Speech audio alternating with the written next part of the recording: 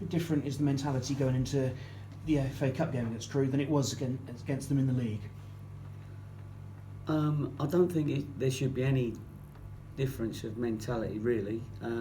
The only difference is if you get beat in this game, there's no comeback. You're out. So it is a one-off game as such. So in the league you can afford at this early stage to win, to lose the odd couple, to draw the odd few, and still get where you want to get. But in the FA Cup, of course, the only difference in mentality is you're out if you don't win. So it's got to be winning on the day at all costs. And I suppose with home advantage, there's even more emphasis, and a draw actually for Crewe is a decent result, but something you'd be looking to avoid presumably. Yeah, I think the pressure that we're under, I suppose, is the FA Cup's always, with all due respect, we're probably not going to win the FA Cup. So it's how much revenue you can generate while you're on a cup run. That if you can get a cup run, and that's really what the important is. So the pressure's in the boardroom really, because it's nice for the board to get some coffers in really, so that they can then give it back to us a bit later on if we need another player or we need to up something or buy something that's going to enhance us. So the pressure comes from them. Also the pressure is on your pride really. The boys wanting to win the game. You've got Billy's going to definitely want to win the game. But we got some natural competitors anyway, and they'll make sure that we don't come away without giving it a right go. Was the FA Cup actually the one disappointment from last season for you? Because everything else was so good, and yet, after that Hartlepool defeat, you were very disappointed, and the cup run just never quite happened, did it? No, well, we were disappointed with the Hartlepool one because we'd got through a couple of rounds, quite not comfortable. We got through them, got into the first round proper. Went to Hartlepool, and I thought on the day we're a better team, although we did get beat. So in hindsight, you don't know whether that didn't help us win the league anyway. We've forgotten about that. We were disappointed at the time because you're disappointed to go all that way and lose a game. But we're not thinking about that this season. We just got to think about this Crewe game now and look forward. And the fact that you've beaten them already in the league, does that count for anything? Because obviously Cheltenham, you look at the league table, you're in a much better place than you were early on.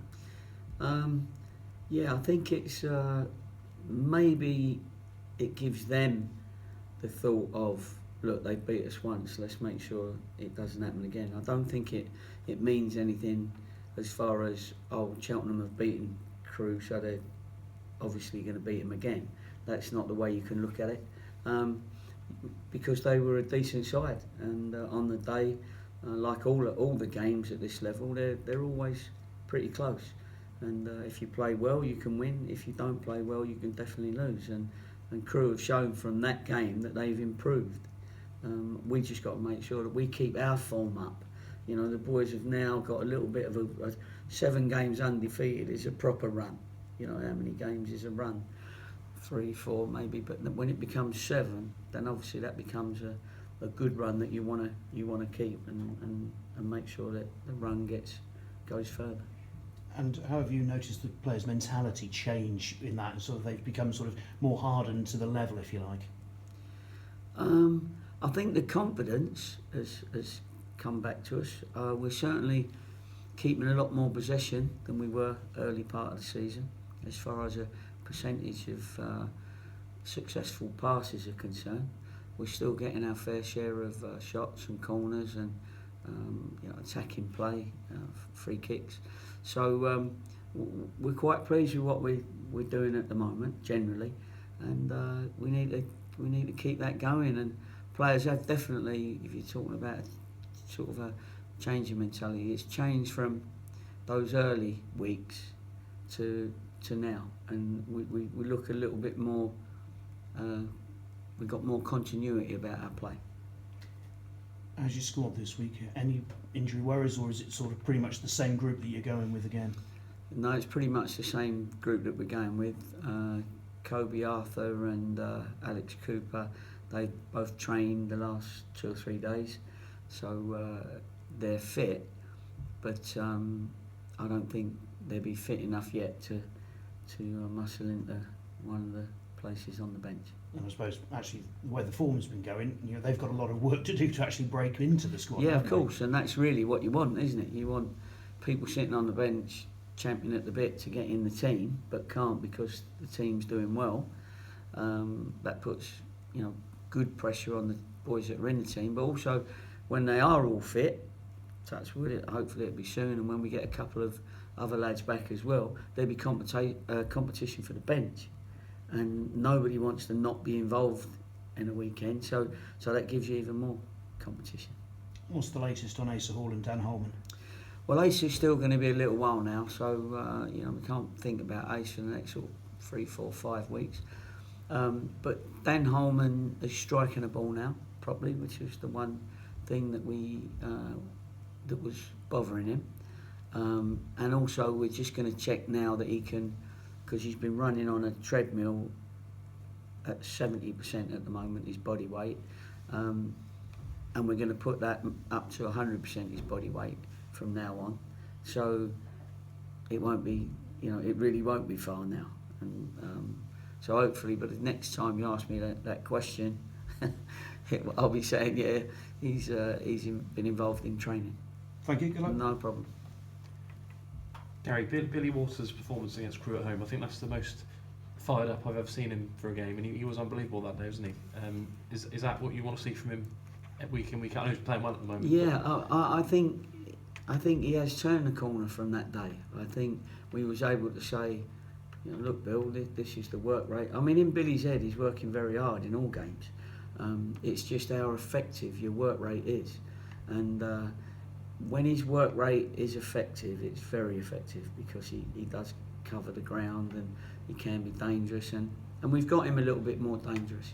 He's having a few more shots, he's getting his goals and he's assisting and that sort of stuff. So yeah, Billy on fire is a very dangerous player, and they'll know that because I've been in the game long enough now that every time I come up against an opposition, they've got 2 or 3 at least players that I've worked with or been with, or I might have released at some time myself, and you think, is this the one that's going to come back and haunt me again, sort of thing? And I'm sure they'll be thinking that because they'll know.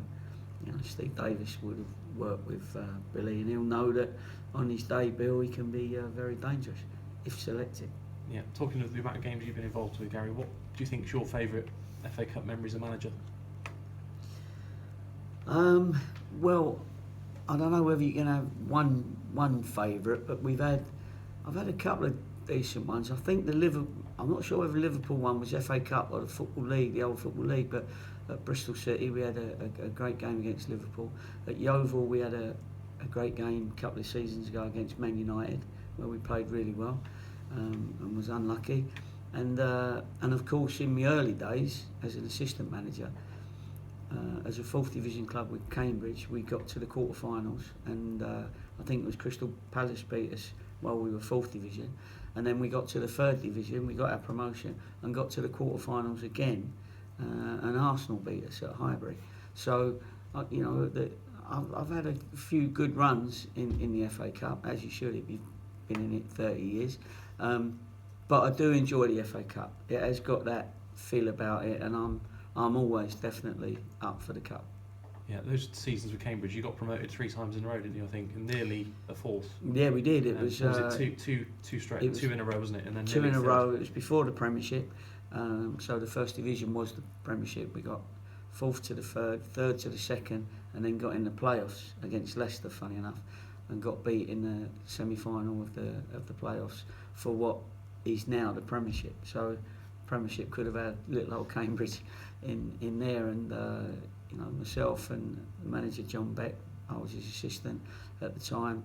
We had a fantastic few years at little old Cambridge. I know we say little old Cheltenham now, but it just shows you that you can, even Yeovil, get into the Championship if you get it right, with the smallest of clubs, but you get the spirit and everything going in a forward momentum. You can get to very near where you'd like to be, if not the best you can be. Yeah, there's a great picture of you shaking Louis van Gaal's hands before the game, and Yeah. what was he like? Did you have a good chat with him after the game? I had a good chat with him, and what you find with all these top managers is if they win, but you've put up a good fight, they're very, very humble, and they say, well done, appreciate your team's done well, thank you for looking after us. They're very appreciative, and it's not quite patronising, but it's you can tell they're happy to have got through it, and that's for sure. And I think, funny enough, this year with Newcastle, it was pretty similar there, really. It was because we gave them a bit of a fright until we gave them a goal. So I enjoy them games, pitting your wits, because actually you've got nothing to lose, because nobody's really expecting you to win those big games, and you can go out, and the boys go out without any monkeys on their back, as it were. Yeah, Rafa Benitez did say to calm down at one point, didn't he? So he must have rattled him at some point. Yeah, we rattled him. I think we did rattle him. I think he wanted to sit in his technical area and just enjoy the game, but he came out as much as I did in the end, and he did ask me to calm down, and I'm thinking, yeah, all right. But we give him a fright, and that was a good game, and look how well they've done. Well done to Rafa, because he's absolutely turned it around with his way of doing things, and he's certainly done that. So looking back, that was an even better performance by us than we realised at the time. Yeah, just finally, Gary, you mentioned Alex Cooper back in training. Has he responded all right to what a nightmare start for him, wasn't it, up at Accrington? Has he sort of responded all right? Is he confident? Is his morale been okay? He's kept his head down a bit, because if you only play 4 minutes, you don't exactly endear yourself to the manager, the supporters, the other players.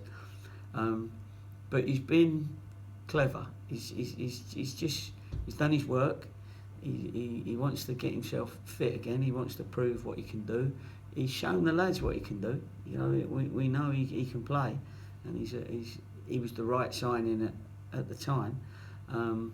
And I'm sure he'll get his opportunity to win everybody over as soon as he can, because it was an embarrassing situation for him, even though you sometimes can't do anything about injuries. He had his medical, he'd been training for 2-3 weeks with us before that, so it wasn't anything that he hid from us or anything, and then suddenly was injured. It was just one of those freak injuries. Yeah.